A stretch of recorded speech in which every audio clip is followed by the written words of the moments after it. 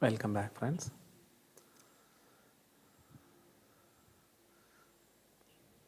In the previous session, we have dealt in detail the analysis of liquidity ratios and different cases relating to liquidity ratios. Let's study in detail some of other analysis comes under ratio analysis.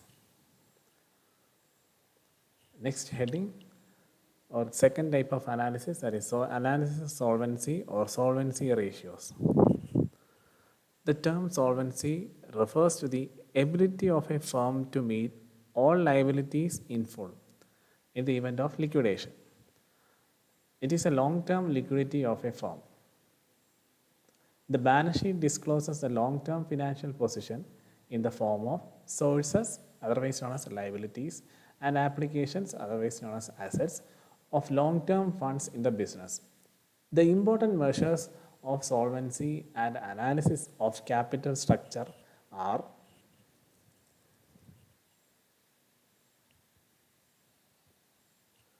first one, debt equity ratio; second one, capital gearing ratio; third one, proprietary ratio or equity ratio; fourth one, solvency ratio; fifth one, ratio of fixed assets to net worth; funded debt to capitalization;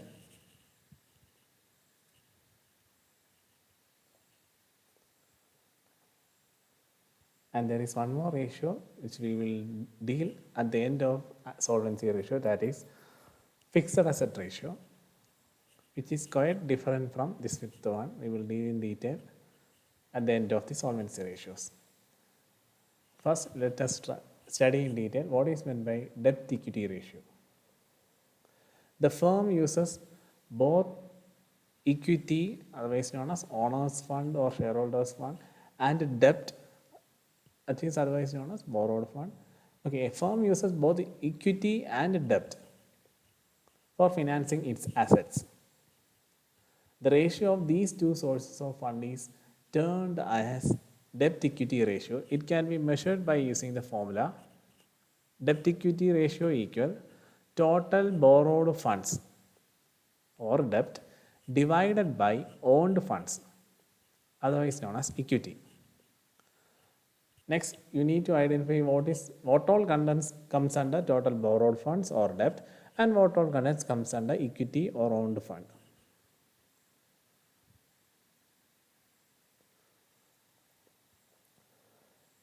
Total borrowed funds or debt includes bonds,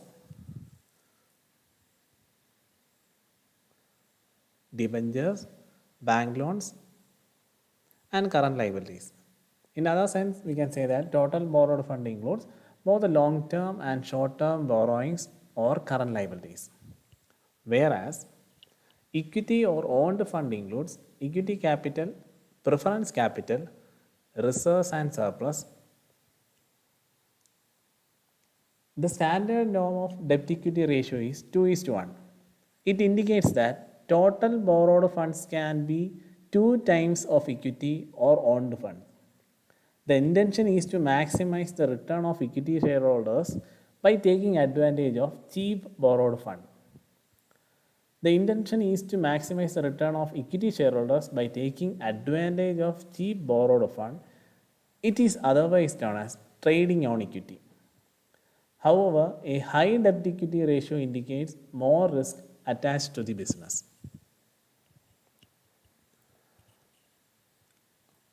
Next one, capital gearing ratio.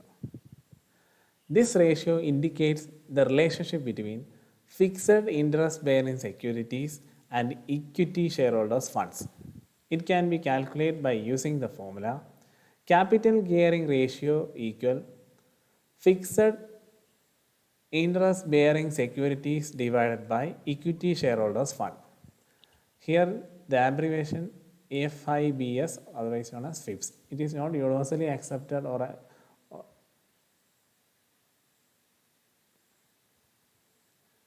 usually in the exam point of view, you try to expand this FIBS because it is not a universally accepted abbreviation, FIPS. It is known as fixed interest bearing securities. In some cases, we can say that fixed income bearing securities. It's from the creditor's point of view, it is known as fixed income bearing securities. From the business point of view or from our point of view, it is said as fixed interest bearing securities. Fixed interest bearing securities divided by equity shareholders fund. Fixed interest bearing securities or fixed income bearing securities comprises of debentures, bonds and preference shares capital. Whereas equity shareholders fund includes equity share capital, reserves and surplus. Remember, the term equity and equity shareholders fund both are different. Equity is the common term or overall term which used to cover equity share capital, preference share capital, reserves and surplus. But equity shareholders fund covers only equity share capital and reserves and surplus. Remember the difference between equity shareholders fund and shareholders fund. Both are different. In equity shareholders fund, it specifies the earnings or funds which are enjoyed by the equity shareholders. Whereas shareholders fund comprises of all details regarding equity share capital as well as preference share capital. And regarding the ratio, a firm is said to be highly geared. Highly geared means higher ratio when it uses more of fixed income or interest bearing securities like bonds, debentures and preference share capital. It indicates that the risk perception of investors is high. If the ratio is less than 1 or a lesser ratio, the firm is said to be low geared. In that case, the position of creditors is more safe when the firm is low geared.